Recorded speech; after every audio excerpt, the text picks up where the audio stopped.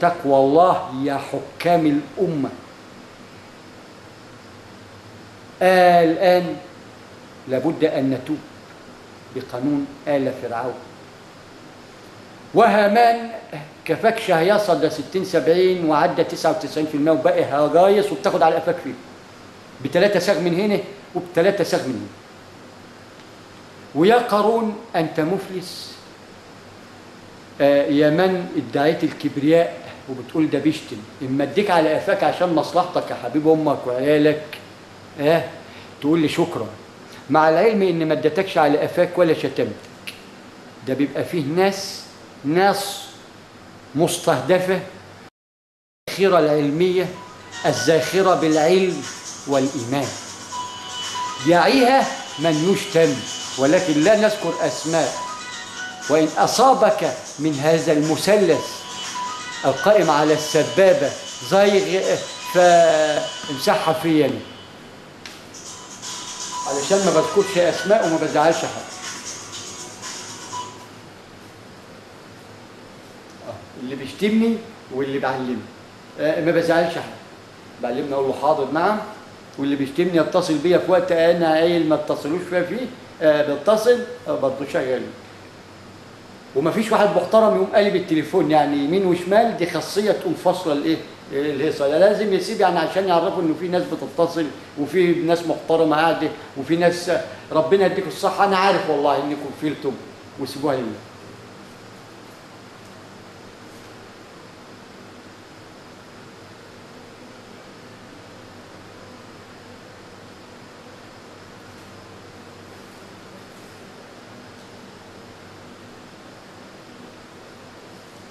فلا داعي كما ذكرت لمثلث 3-1 يأتي من الخارج يقوم بهذه البلدة، فيها ما يكفيها من خير وخير شباب وخير شيوخ.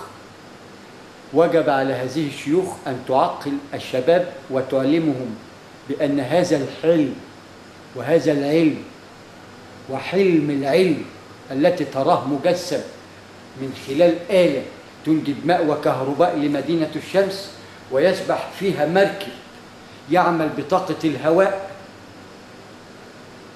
بدل ما تقدف كده لا، هتشحن كده وتسوق الدفة كده، مع مراعاة ان فيه نور ومية ان اردت الشرب، لانها ستكون منقاة كما كانت في الماضي ليس بغابر.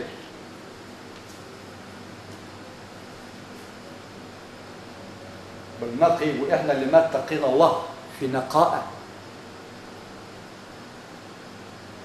فانا وضحت مدينة الشمس بملخص، لان يوجد فيها كما ذكرت كما هو في قرية المثلث، ولكن القرية مقياس تكريم لأهل هذه القرية لأنهم أهلي، سيقام لهم هذا المشروع ودخله لهم، لأنه سيسمى باسم عزبة شاوة الحديثة، قرية المثلث، عزبة شاوة الحديثة. هذه قرية لبلدنا الحبيبة التي أنجبتني وتحملوني وساعدوني وقالوا لي عليك بأن تلوذ بالفرار إلى المدينة حتى تتمكن من الخلوة، والقليل ما يعرفك ستتمكن من إلقاء القول أكثر والبزنس أكثر، ولا نشغلك بأفكار الآخرين البسيطة اللي نحن لها حلين إن شاء الله من خلال ما استخلفهم الله خليفة لنا في قريتنا. وكل من يذهب هناك سيرى من يخدمه فيما يسأل فيه.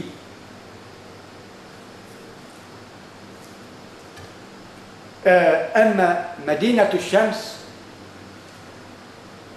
مقياس كوني، لأن قرية المثلث عزبة شاوة الحديثة التي تعمل بالدفع الذاتي وبالاكتفاء الذاتي ماء وكهرباء، ومركب يرتقي ماءها يعمل بالهواء، وبالون يعمل بالهيليوم الدائم.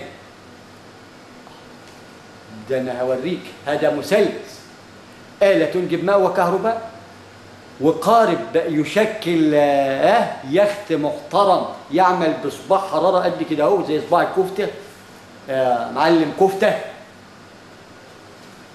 يا معلم كفتة، انت سامع ولا اعمل لك صابع كفتة عشان تسمع؟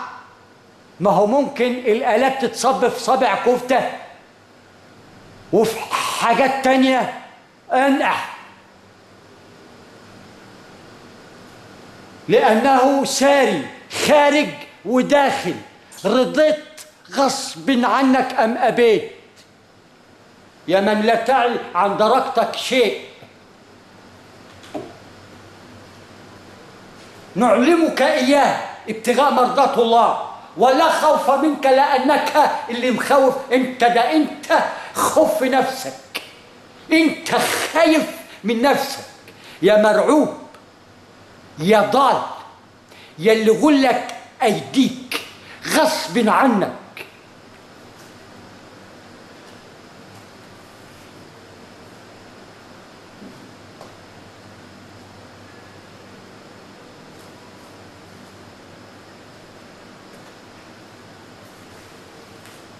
علمت يا اخويا؟ لان بره دافعين تقلك 11 مرة. شوف انت لا وزن لك قد ايه، ومع ذلك باقي عليك ابتغاء مرضات الله. فيا ايتها الفخامة والجهامة والجخامة، مشكل من مثلث علماء ورجال أعمال وحكام. في التسجيلات الأخيرة وللمرة الأخيرة أقول لكم تقوى الله، لأني بسببكم يا هذا المثلث حتى لا أجرح كبرياءكم التي هو قائم على غرور بدنيا غارة وباقي له لواقح رياح قائمة على هلوسه، وجب أن يقف أمام الله وياخد نفس واحد بس عن علم، علشان بعد كده مش هيلحق ياخد تاني.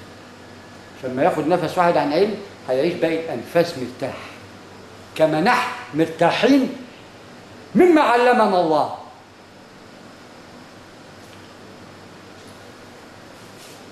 فأناشدك يا هذا المثلث بتقوى الله.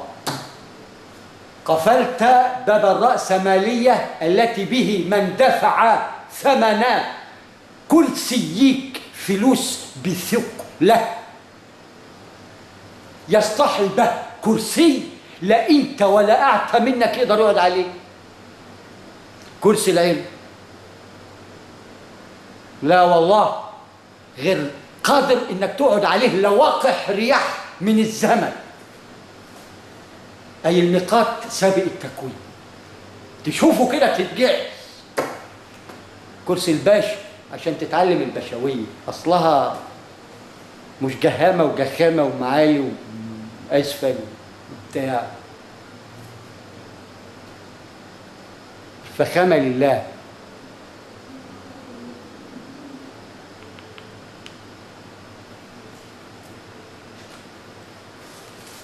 واعرف نفسك انت مين وابن مين ورايح فين، لأني كنت أحسب أنكم ترون ولكن اتضح أنكم ممترون، ونحن أيضا لكم مبترون، مش ممترون وبس. ولكن وجب علينا أن نناشدكم بتقوى الله، لأني عندما ناشدتكم بتقوى الله قبل ما أن أفتح باب الرأسمالية بقيت على هذه الفخامة وهذا الكبرياء لوقح رياح من الزمن أوهلني بها الله ثم القائمين معي في العمل. هذا الميقات.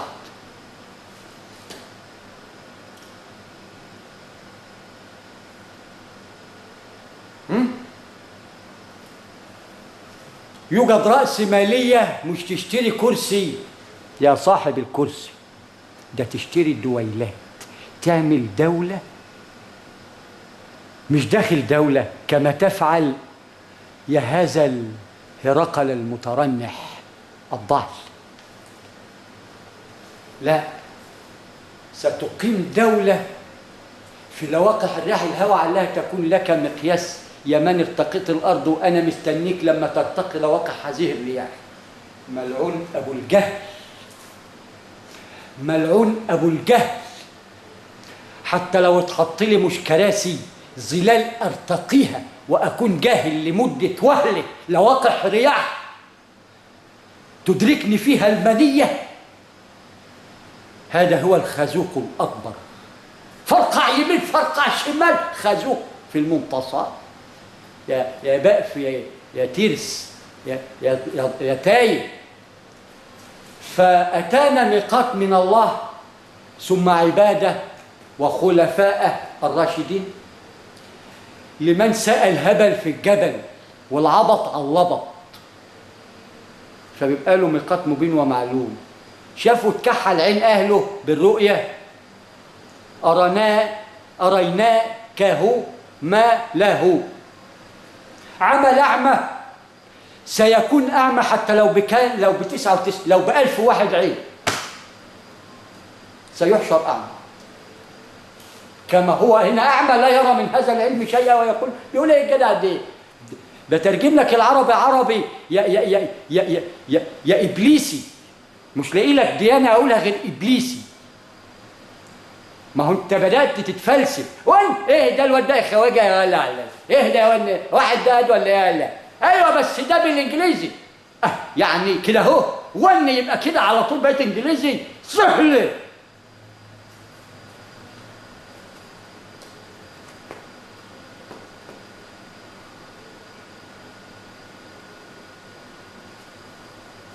فمن السهل فوق يا سهل علشان تودي لسهيل وصهيب وهلم جرة، واعلم معنى الأسماء، مش الأسماء اللي سميتموها نحن، لا، أسماء الصحابة. عكاش عكش النواة، والتاني جاي يقول له أنا يا رسول الله، قال له ما أنت ال11 خدت علم ال10 خلاص بقى، ما أنت عرفت عكاش. عكاش اوكي اكش اكش عكشك الله وسط الصالحين كما كان. ونريد ان نرى المتشابهات الان، واوشكت ان نرى. لعل ال40 عايزتك تظبطهم. انت لو شفت اللي بعد ال4 والصفر كنت ورأيت خيرا كثيرا. ولكن الإنسان لما بيمرض بالكبرياء بيمرض صحيا، ما بيعرفش ينام، ما بيعرفش يقوم، خلاص فيش. وأني لمفيش من لا يتقي ربه سأفيشه. بمثلث أقوله له كده من مقياس معين، يعني ما أقول على طول يتفيش بقانون نفس واحد.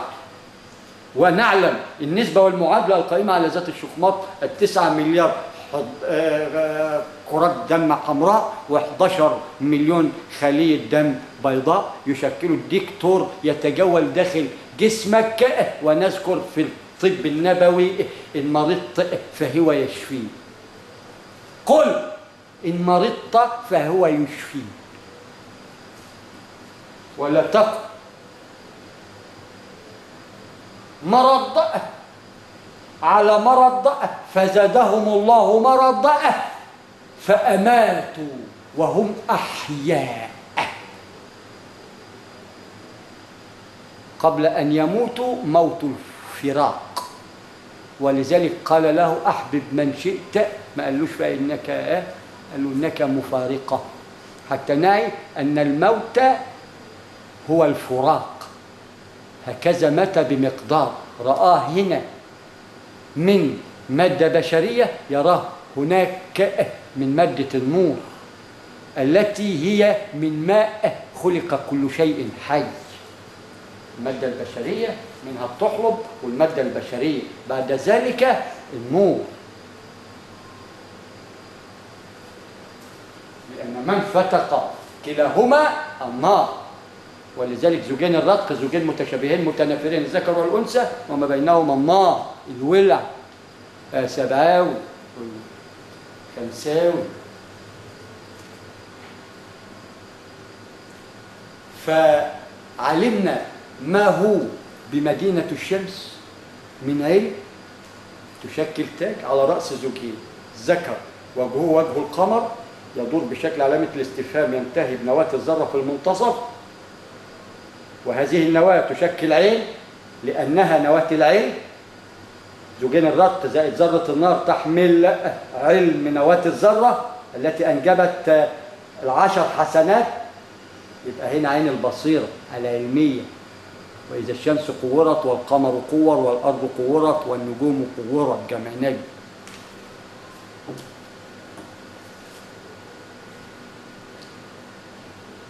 رأينا الشمس التي لا تغيب، وبها الأوبرج اللي تعي من خلاله علم لا تعي عن علم شيء، ولو اعتمدنا عليك تأتينا به لن ولا تفكر فيما يؤدي للتهوب إليه، بس إنك تهوب إليه. فعندما تهوب وعندما تجد زاد المادة وعندما تجسد المادة، ده أنت وعيتك مادة يا مادة مترتقة قبل ما أن تأتي، ووجد لها مقدار 60-70 فوق ال70، ويموت وهو شاب بغتة دلوقتي بسبب التلوث اللي وجدناه في الجو من خلال الرصاص والهيليوم.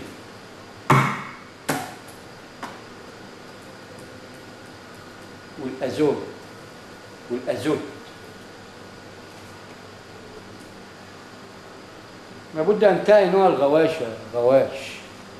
كيفية جمع الغواش وتجسيدها طاقة، وتشكل بداية اللانهاية من غواش لمجسمات. هذا ما ستراه في مدينة الشمس.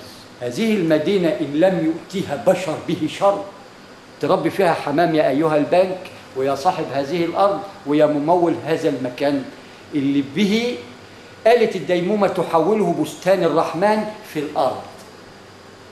به زوجين ذكر وأنثى مشكلين من 5 أفدنة و5 أفدنة بينهما نهر، وكلهم في نواة العشار مع مراعاة الطول والبعد.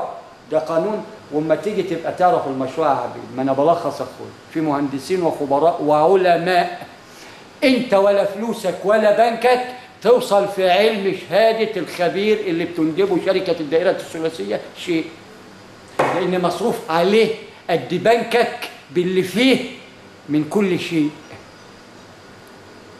من كل شيء. وعندما تعي من كل شيء، عندما يأوي ناس لا تأوي علم، فهم عمي ومحشورين عمي، لأن بأيديهم مليارات وغير قادرين على الثراء، لأن لا يمتلك علم هذه المادة، علم نواة تكامل المنظومة الصفرية 10 أصفار، حتى يبدأ بفلس بداية اللانهاية دنانير مع ثبات الفلس التي أفلس. سيعي المعادلة القائمة على الصحراء.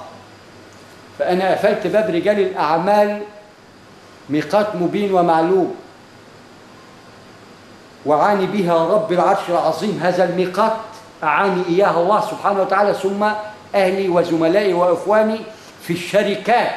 هنا شركة في مصر أم الشركات، وشركة أخرى في السعودية، تاع بنك السعودية المفتوح إلى أن تفتح بنوك أمريكا وسويسرا لمصر، اللي ستعطيهم توكيل بمدينة الشمس التي تعمل بالديمومة القائمة على الدفع الذاتي، ويدرس فيها قانون الديمومة التي لا تعي عنه شيء. ولو قعدت 1,000,000 سنة تحلص حواليه علشان تعي كيفية تدريسه فلن تدرسه لأنك مدنس إلا ما تيجي نغسلك ونشطفك هنا خلف الكواليس، نشطفك ونغسلك هنا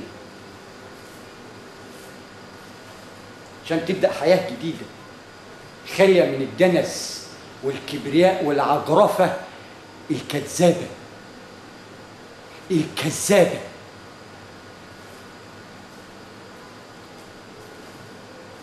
واعلم ان فيه من الرعية ما يفوق رؤساء الجمهوريات يرتقيهم الله ويصطفيهم. وخلي بالك بعد كده كويس يا دربوك، ايا كان منصبك رئاسي وزاري علمي، لان عديت عليكم يا هذا السلم الفاسد ايها الفرعوني، ايها الهماني الجربوع اللي ببخة واحدة اخليه مش اشلاء، ده انا اخليه ربنا يرجعه تاني هنا علشان يكون اذلال للاخرين، يتبخر ويتجمع يتبخر ويتجمع يتبخر، ده انا هطلع ملة امه لانه بلا ملة وبلا دين، فالى ان يغتسل مظبوط ويتمسك بديانة تكون له وجاء. إن اتغرب منصبه اعلم يا صاحب المنصب ويا صاحب الرأس مال إن في أغنى منك، يا مفلس يا تايه. واعلم يا صاحب الحكم أن لدينا أعظم منك في الأرض وفي السماوات هنا وهناك. واعلم يا صاحب العلم أن لدينا هنا أعظم منك وأعلم منك وأغلى منك.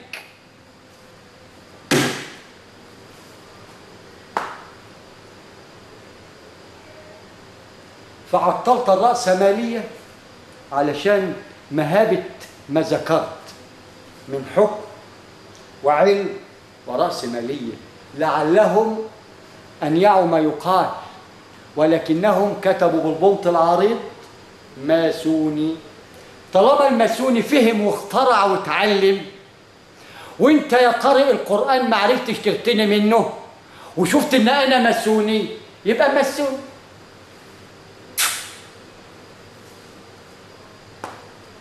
ليك عندي حاجة شهلبنص، ليك عندي حاجة وهتجيني غصب عنك علشان الآلة يا توكيل، لأنها مش موجودة عند حد تاني، هي من الله إلى عبادة وقانونه التي خصخص ملاكه وخدامه إلى أن انتهى أنك المفلس صاحب الفلس.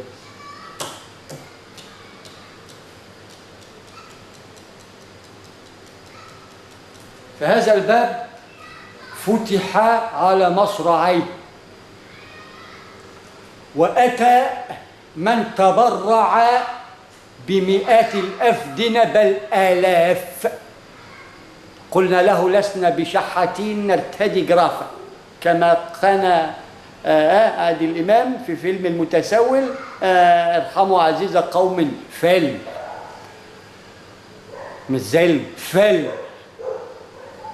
وبتمن بخس، بس هدفعك تمن. ازاي؟ ده شغل يا حاج. جمع حجاج ونعيكم من الله بالاسم والصفة والعمل، عملكم الأسود، ولا تغركم ولا يغركم علمكم ولا كرسيكم ولا أموالكم. فيا فرعون اضبط مثلثك، ويا هامان اضبط مثلثك، ويا مفلس اضبط مثلثك. عل الله أن يقبل بعدما أن فتح باب الرأسمالية التي ستشتريك بكرسيك بمالك يا مفلس وخايف تتاجر مع شركة الدرس الصدق اللي بتقول لك بتاخد 77% انت وهي صاحبة الاختراعات وصاحبة المدينة وصاحبة الأولى والآخرة، هذا بأمر الله، وأخذ 23% من قيمة المحروقات وأسيب لك 77%، يبقى أنا سيدك. وما أنت بسيدي، أنا اللي سيدك وسيد أمك. المعلمة بتكسب إزاي، وترتقي الكرسي إزاي، وترتقي المرتبة العلمية إزاي.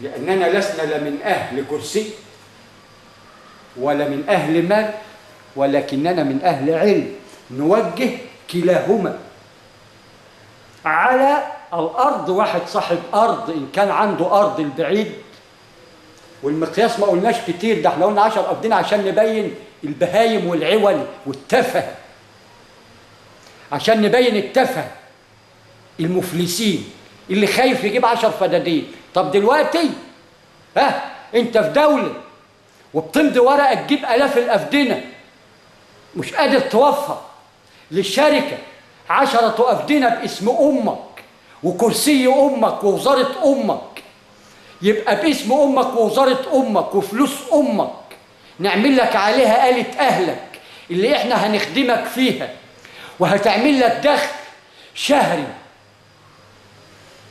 قرية 10 أفدنة، مدينة الشمس المكونة من 10 أفدنة، تعمل لك دخل شهري ينتج ثمر. إن ما جالكش سياح ارتاح، بيع ثمرها تغنيك، ومن خلال ما تتوفره من مالها ستغنيك، وتبقى رئيس جمهورية من قرشك الحلال، تشتري الكرسي بالرئيس اللي عليه.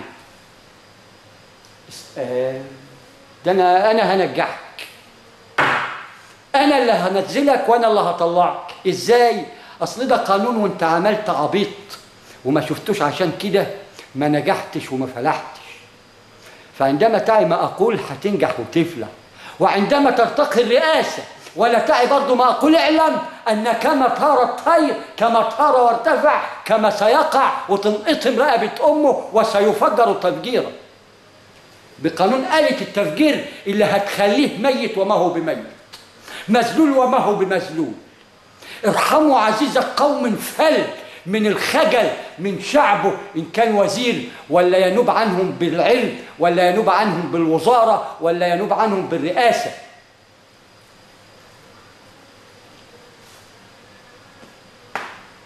عندما تفوته هذه المقاييس وما يمسكهاش لشعبه وما يكينهاش، قلت 10 أفدنة يا دولة يا مديانة أفاكي، أروح أنزل لك المعرض في مكان علك أن تفهم منه شيء، تبعت لي بلطجي تافه زيك يا ابن التافه، واعلم اللي حصل له واللي حصل لأمك. اعلم يا هذا الكرسي اللي يحمل من علماء ورجال أعمال تسمى رأسمالية وحكام نواة الشعوب، فهذا المثلث قد كان من الله أن نفتح عليكم الرأسمالية. سوف ترى آلاف الأفدنة، ولكن اعلم أننا قبل ما نفتح هذا الباب اللي قدمت فيه نماذج من خير نماذج ومطورة للنموذج بتاعنا الأساسي، ولكنها مناقصة. الشركة ترى أفضل نموذج من خلال ما قيل من رسم هندسي وشرح وعلم منه أمام الكاميرا وخلف الكواليس.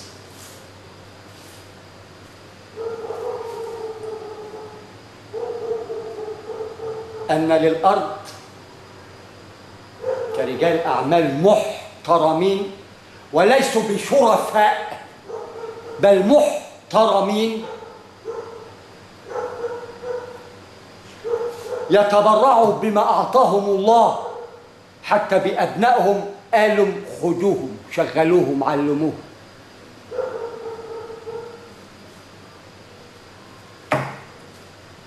فيا أصحاب الفخامة،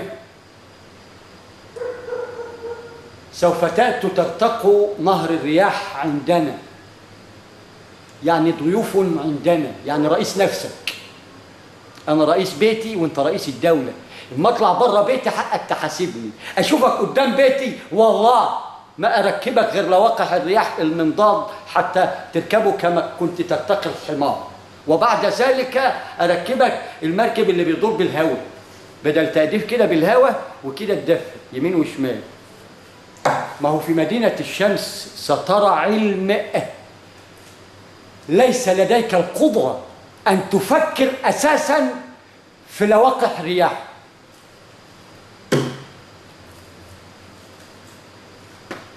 مدينة الشمس تسبح بلونها الذهبي ساعة الغسق، اللون الأحمر الدافئ،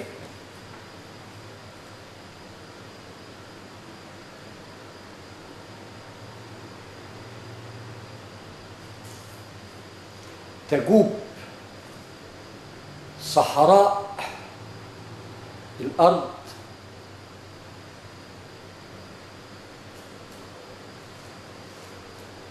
ونهر الرياح ونهر الماء انهب اللجي المائي الأسفل واللجي الأعلى المادة السوداء إلى أن تعيها مقياسها أعلى وأسفل، لأنك بلا مقياس فاقد المقياس. فيا أهلي يا أصحاب الأرض الممكن لكم بأسماؤكم التي هي على أرضكم حلت لكم وعليكم بما سنأتي به من رجل أعمال يعمرها لكم بآلات الديمومة والنهر التي يرتقي الصحراء. بهذه الحالة وجدنا الأرض صاحب الأرض 10 أفدنة، والممول علشان ما عنتش تتسافل تاني يا سافل يا ممول، سافل وتافه ومفلس بالنسبة للناس اللي قاعدة محترمة وستراها يا أبو ألف فداخ يا تايه يا اللي ألف فدان توالوك، ما انتش عارف بتسمع ايه، ده انت ما عدتش فايق للناس اللي معاك، ده المهندسين اللي عندك ما انتش يا راجل، ده انت ضال وانت تعي نفسك انت ومهندسك. اللي مش مهندس ده مهندس يلعب في مناخيره، ده بكتير لعله ان يعي هذه الماده اللي منها هو اساسا ومعلمه صاحب الألف فدان. مخاط عفي طوله 1000 فدان هيتاخدوا منه بفدان واحد، لأنه هيبقى صاحب الصحراء، وصاحب الفدان هيبقى صاحب العمران الماء والكهرباء. وعشان يمديله متر كده ب100 فدان، المتر ب100 فدان وواحد، بمتر المتر ميه وكهرباء ب100 فدان وواحد فدان. فيبقى أدى الأرض بتاع أخونا الفاضل الممول إن كانوا 1000، فبناخد لهذا الألف أو لهذه الألفية 10 أفدنة يشكلهم العقل اللي به اللب اللي يشكل الآلة التي تنجب الماء والكهرباء المغذي لهذه الدائرة المغلقة الشمس، القرص الدامي الأحمر. وداخل هذه الشمس زوجين ذكر وأنثى، الذكر يعلوهم الشمس على رؤوسهم وأسفلهم القمر. ده بمقياس 10 أفدنة. الشاب والشابة عنيتر ومرات عنيتر أدى الزوجين على رأسهم الشمس وأسفلهم أسفل أقدامهم القمر، لأنه المنازل وأعلاهم الشمس الأم الحاضنة، وإلا لو اقتربت لوقح رياح لاشتعلت بمن عليها. تراه مقياس. بص لل37 درجة الحرارة اللي في سعادتك،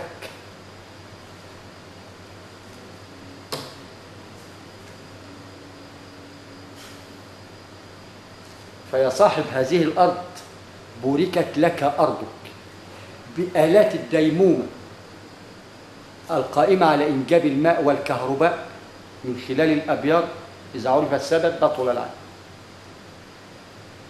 فهذه الآلة تنجب ماء، تشكل لك نهر بشكل دائرة مغلقة يجسد الشمس قورة، وبها ثروة سمكية، ومن كل الأزواج زوجين اثنين، من الكتاكيت للديك الرومي إلى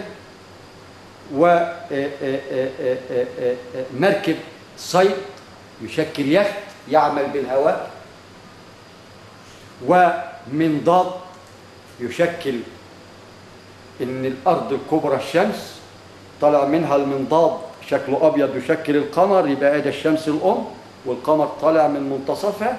عندما تنظر إلى الواقع من خلال رؤيتك بهذا المنضاد ترى زوجين من أطراف، ذكر وأنثى بمقدار طول 10 أفدنة، ذكر وأنثى وبينهما نهر آتي من الشمس التي هي أعلى رؤوسهم، أتى منها شريان ماء فصل بينهما، وتراهما جنتان، جنة الذكر تنجب ما هو مذكر، وجنة الأنثى الأم تنجب ما هو مؤنث. آخر السنة تبيع منها أنعام، مش هقول لك بكام يا معلم، ولكن إحنا هنقيم لك أول شهر، دخل أول شهر كبنك هيمول يجيب 10 أفدنة ويصرف عليهم 3 مليون و11 و3 سنة، ما هي 3 مفتاح الحضارة، 3 مليون جنيه و3 سنة، عشان أوريك السجع هيشتغل إزاي عشان ترجع للفلس والملين.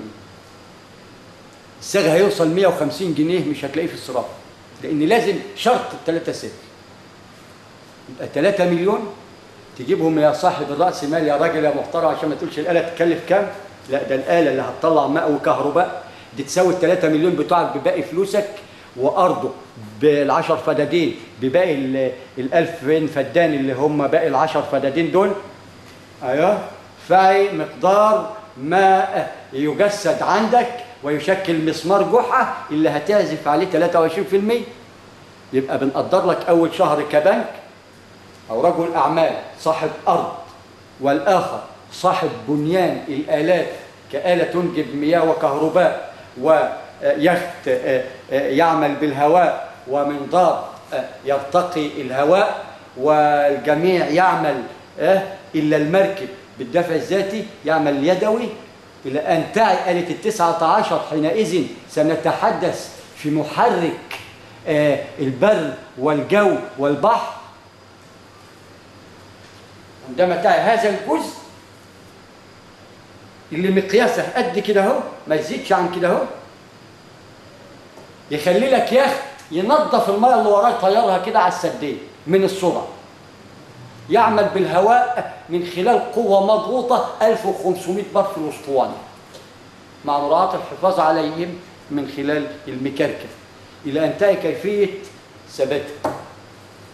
ولكن سترى ثبات الطاقه من خلال الاله اللي ستفجر هذا الينبوع أي هذا البئر وتؤدي لإنجاب كهرباء.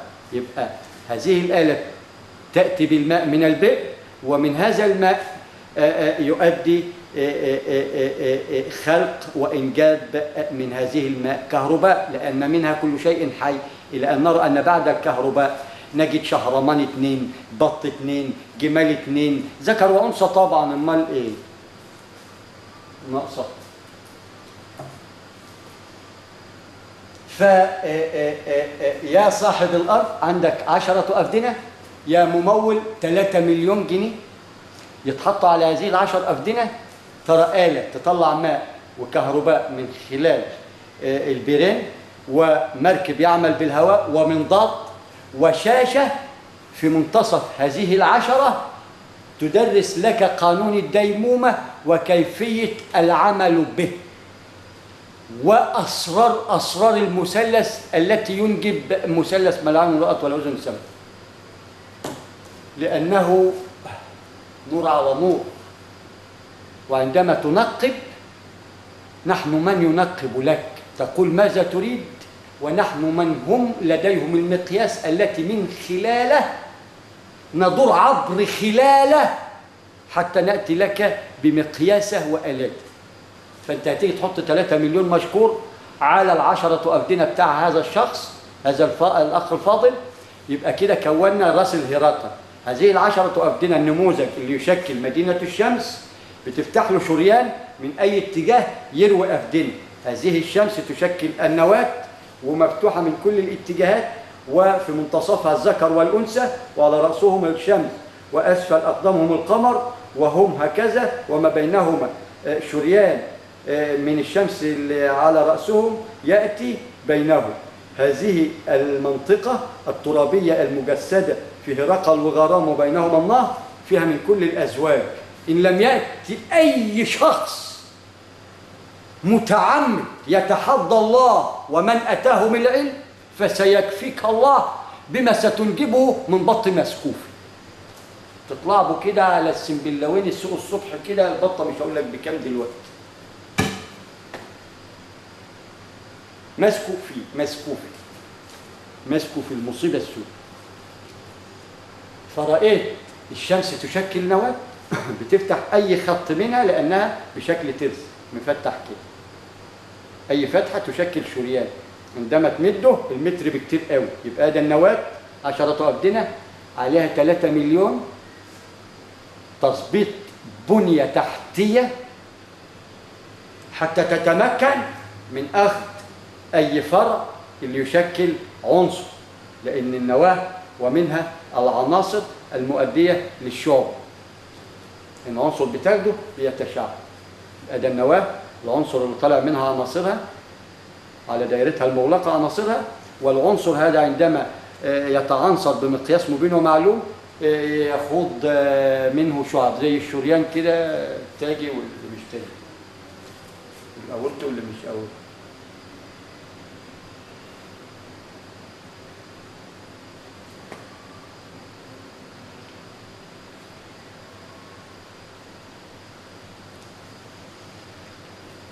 علمنا أن هذه 10 أفدنة لصاحب هذه 10، ومن حط عليها آلات الديمومة من رجل أعمال أيضا مول هذه الآلات على هذه الأرض، صارت لهما 77. هو 7 وهو 7، 77. 7 لصاحب الأرض و7 لصاحب التمويل اللي حط الآلات اللي هتنجب مياه تكفي 1000 فدان. يبقى ده 10 شكلوا الراس هيجيب 1000 فدان، بس بتزيد الآلات بس. فدان تحط له آلة، فدان تزيد له آلة، فدان تزيد له آلة، عب الدائرة المغلقة تكتمل تديك البلبوك. لا تغيب شمس تسبح في اللجين، لا تغيب، بداية لا نهاية سبحا طويلة لا نهاية له. مدينة الشمس التي تجوب وتسبح في المادة السوداء المسمى باللجين، أي المسمات باللجين. شجرة